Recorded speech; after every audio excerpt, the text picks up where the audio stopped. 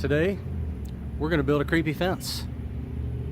Sporting wear from Fearophobia in Bridgeport, Texas. Little town, big scares. You guys go check them out. Always supporting my local Texas haunters. Creepy fence time.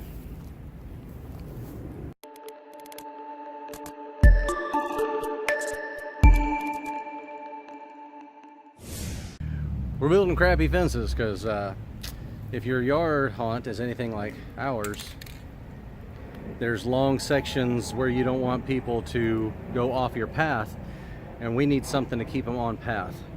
Lucky for us, our neighbor down the street tore down a 4-foot picket fence. See, the boards are there, and they're gray and green and gross, and they're perfect. So what we're gonna do is take some 2x2, spray paint them gray so they'll match the color, and then gonna assemble some fence pieces. So hang out.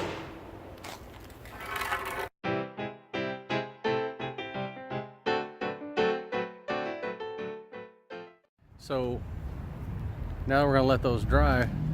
We're gonna take those boards, and I've left the nails. Hold on.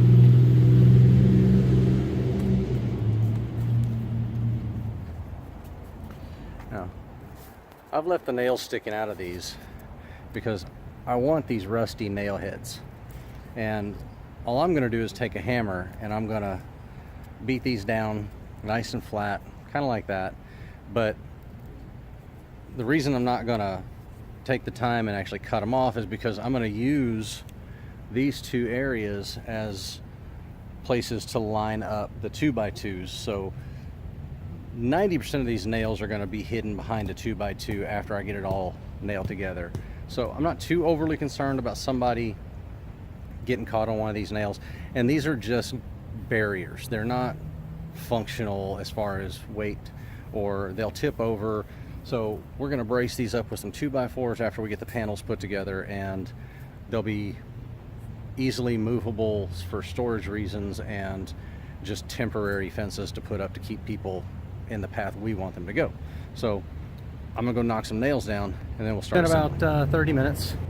I got all my boards prepped. They are nails are knocked down and they're ready to be put together. So we're gonna focus down so you can see how I'm gonna put these together. Now I'm gonna basically build a panel, then I'm gonna build some supports on each side of every other panel. The goal here is to set up one panel, bring a panel with no supports next to it, and use one screw to put in the support for the next panel, because our yard slopes. So when I set a panel, if I've got a small hill, I need to be that second panel to be able to tip a little bit or rise a little bit depending on where we put these. We have a good idea where we're going to put them, and we have two large sections between our witch's cauldron or witch's coven area and the back porch, and it's about a 25-30 foot walkway where people tend to turn a corner and head into the section that they've missed two complete sections. They always turn that corner. We've put things there to kind of barricade it before, but they always, for some reason, walk right through it. Like they don't have any idea where to go, even though we've lit sets for them to go into. So we're building these to corral the herd into the proper sets. And we'll use these in several different places to block things off, to keep people from touching props, things like that. Now, if you're a commercial application, remove the nails. You have to think about safety a whole lot more than I do. And like I said, these are not structural, so if someone did run into them, they're probably gonna knock them over. And I've got actors everywhere who will set them back up.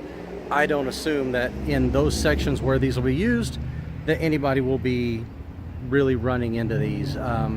There's not a lot of scares in those areas. It's just larger sections of the yard that we have not filled with sets yet. And eventually there will be things in those sets, and they'll be used to block props or whatever. And I think it'll be a big help down the road, but let's get building. Now, I use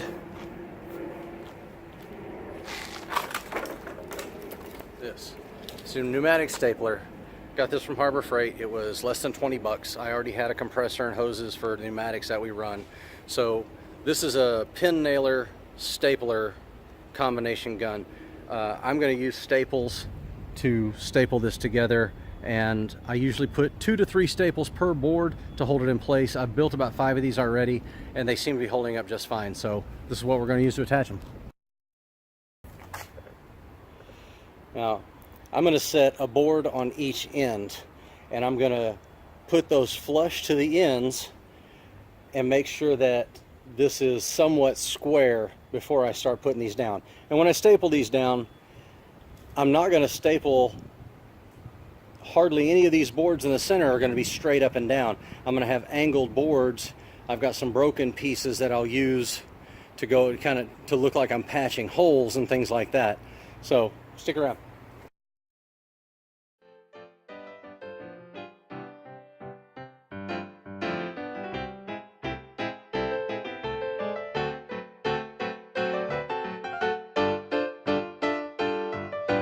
There you go. One crappy fence panel down. Just a few more to go.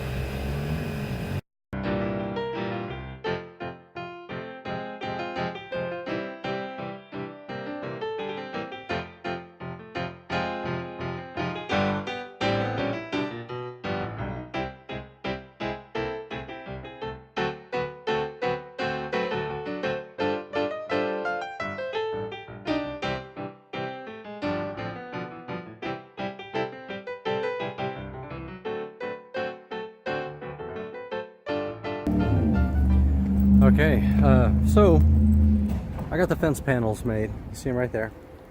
I went and grabbed some 3-inch screws. There's got some random screws laying around, but they need to be long enough to get through the 2x2 and into a 2x4. Now I've taken some pieces of 2x4 and I'm laying them flat because I want to butt the 2x2s together and I don't want a 2x4 in between.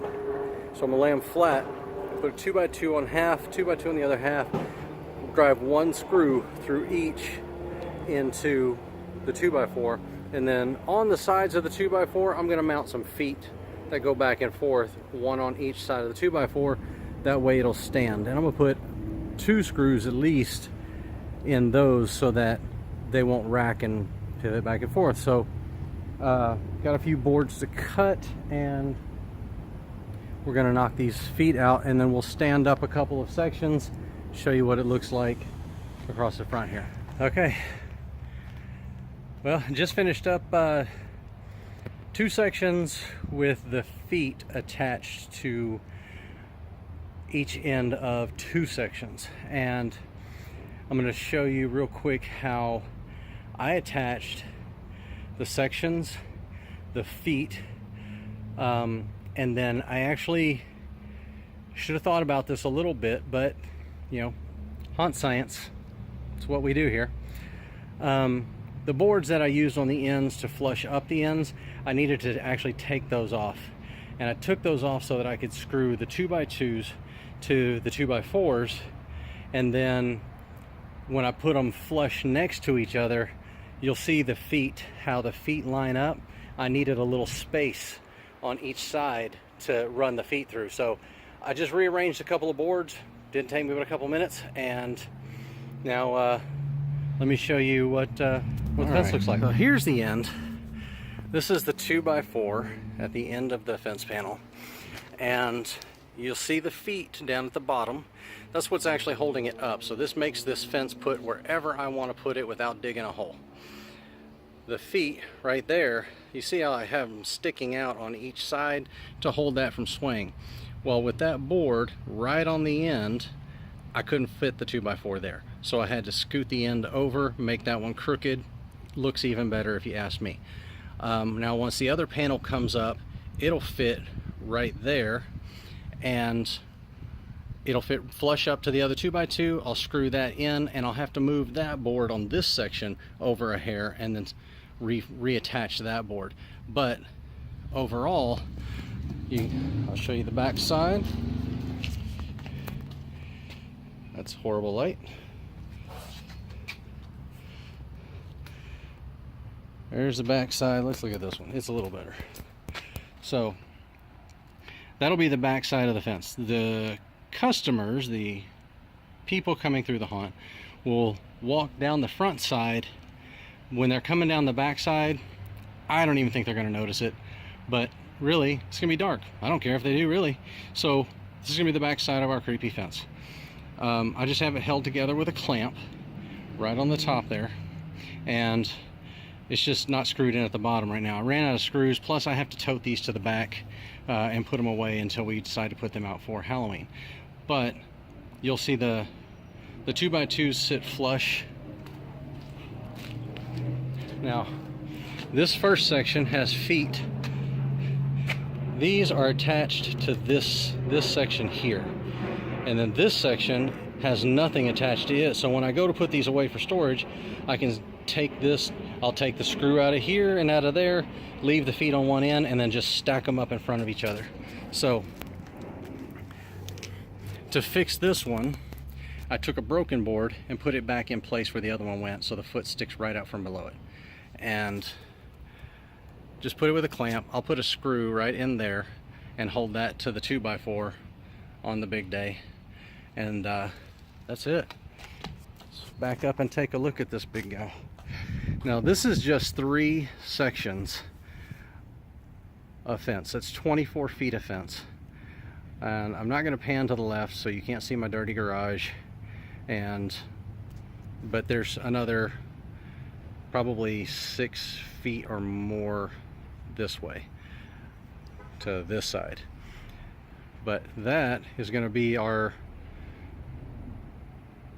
herd barrier. Keep them where we want to keep them. Literally cost me scrap 2x4s. The fence pickets were free, and the 2x2s are about $2 a piece. And I think so far I've gone through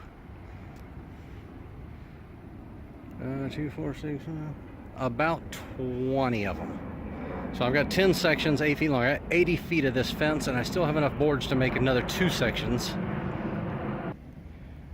So in all, I have 100 feet of this fence now that I can put all through the haunt, keep people on the path we want to keep them on, and cost me almost nothing. $40, $50 maybe total.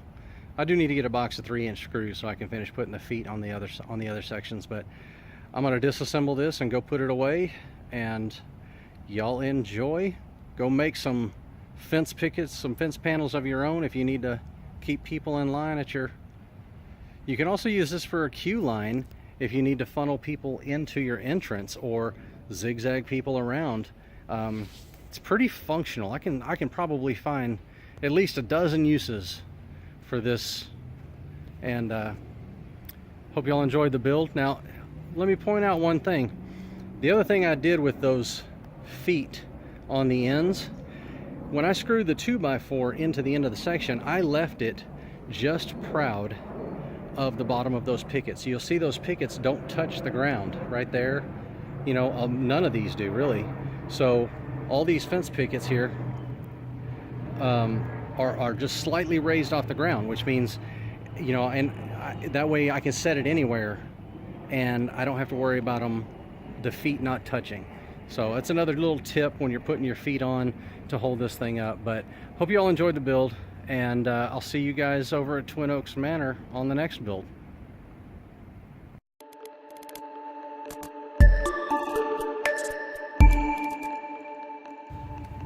gonna start using Allen's OK for cutting. That's actually a really good idea. Okay. Try that again. I can't do it without laughing. Okay.